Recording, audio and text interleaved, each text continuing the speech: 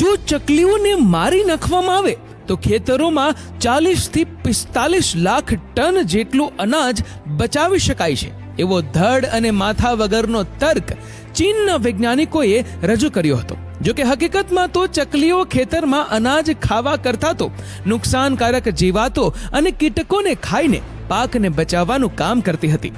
ચીનની સાયન્ટિફિક એકેડમીએ તત્કાલીન તાનાશાહ માઓ જેડાંગ માઓત્સે તુંગને રજૂઆત કરી કે ખેતરોમાં થતા અનાજ ઉત્પાદનને ચકલીઓ ખૂબ નુકસાન પહોંચાડે છે. એક ચકલી વર્ષમાં 4 કિલો જેટલું અનાજ ખાય છે. જો ચકલીઓ મારી નાખવામાં આવે તો 40 થી 45 લાખ ટન અનાજ બચાવી શકાય છે, એવો ધડ અને માથા વગરનો તર્ક રજૂ કરાયો હતો.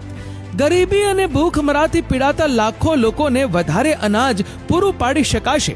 ગ્રેટ પેસ્ટેસ કેમ્પેઇન હેઠળ ઉંદરો હાથમાં ન આવ્યા, મચ્છરો અને માખીઓ દૂર ના થઈ, પરંતુ ચકલીઓનો સફાયો થવા માંડ્યો. ચકલીઓ જ ખેતરનું અનાજ ખાઈ જાય છે એવું લોકોના મગજમાં ઠસાવી દેવામાં આવ્યું હતું. જેટલી ચકલીઓ મારવામાં આવતી એટલું મોટું ઇનામ મળતું હતું. આથી આ અભિયાનમાં લાખો લોકોએ ભાગ લીધો હતો. સ્કૂલો, કોલેજો અને સંસ્થાનોમાં ચકલીઓ મારવાની સ્પર્ધા યોજાતી હતી. વાંસના મોટા લાકડાઓ પર ગુંદર જેવો ચીકણો પદાર્થ લગાડવામાં આવતો. ચકલી વાંસ સાથે ટકરાય ત્યારબાદ ઉડી શકે તેવી સ્થિતિમાં રહેતી ન હતી. કેટલાક ખેડૂતો એર ગનથી પણ ચકલીઓને ઉડાવતા હતા. લોકોના ટોળા ચકલીઓના ઝુંડને ડ્રમ તથા થાળીઓ વગાડીને ભગાડતા હતા. ખોરાક પાણી વગર ઉડી ઉડીને થાકી જતી ચકલીઓ છેવટે દમ તોડવા લાગતી હતી. ચકલીઓના અસંખ્ય માળાઓ ઉજ્જડ બન્યા. ચકલીઓના ઈંડા શોધી શોધીને જમીન પર પટકવામાં આવતા હતા. ટાઈમ સામયિકમાં 5 મે 1958ના અંકમાં રેડ ચાઇના ડેથ સ્પેરો શીર્ષક અંતર્ગત લેખ પ્રકાશિત થયો, જેમાં સ્કૂલ કોલેજના સ્ટુડન્ટ્સ, સરકારી કર્મચારીઓ સવારે વહેલા ઉઠીને અભિયાનમાં જોડાઈ જતા હતા. રેડિયો બેઇજિંગને ટાંકીને જણાવવામાં આવ્યું હતું કે આ અભિયાનમાં 30 લાખ લોકોએ ભાગ લીધો હતો.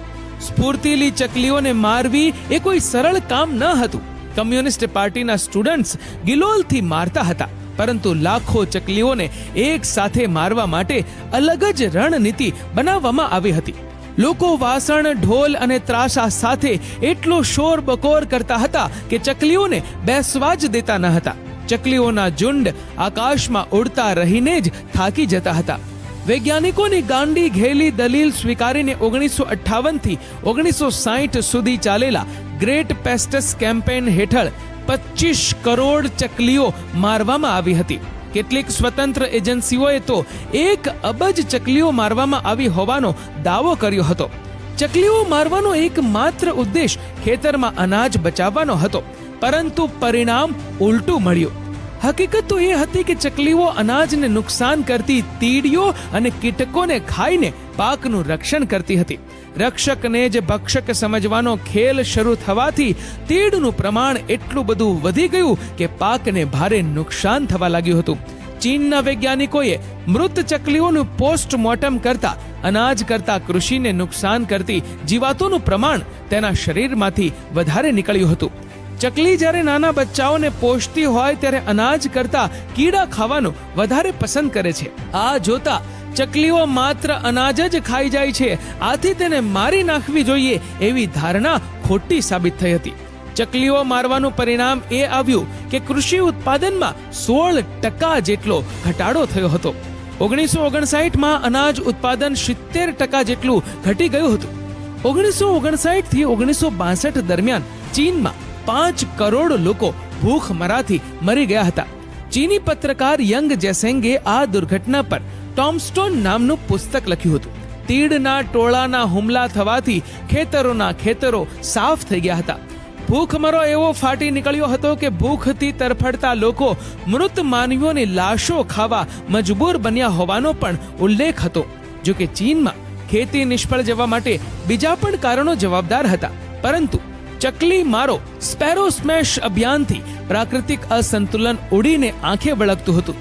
ચીનના સર્વોચ્ચ લીડર તરીકે ઉભરી આવેલા માઓ જેડાંગ કોઈ પણ ભોગે પોતાના દેશને સુખી અને સમૃદ્ધ જોવા ઈચ્છતા હતા, પરંતુ તેના માટે જે અજબ ગજબ નિર્ણયો, તેમાંનું એક પેસ્ટ કેમ્પેન પણ હતું, ચીનમાં કોઈ માઈના લાલે આનો વિરોધ ના કર્યો, પરંતુ કુદરતે જરૂરથી ફટકો માર્યો હતો.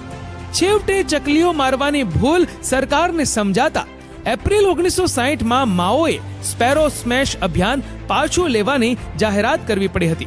માઓ ધ રિયલ સ્ટોરી નામના પુસ્તકમાં લેખક એલેક્ઝાન્ડર પેટશોવે લખ્યું હતું કે સોવિયત સંઘથી તાબડતોબ 2.5 લાખથી વધુ ચકલીઓ તાત્કાલિક આયાત કરીને ચીનના ખેતરોમાં છોડવાની ફરજ પડી હતી.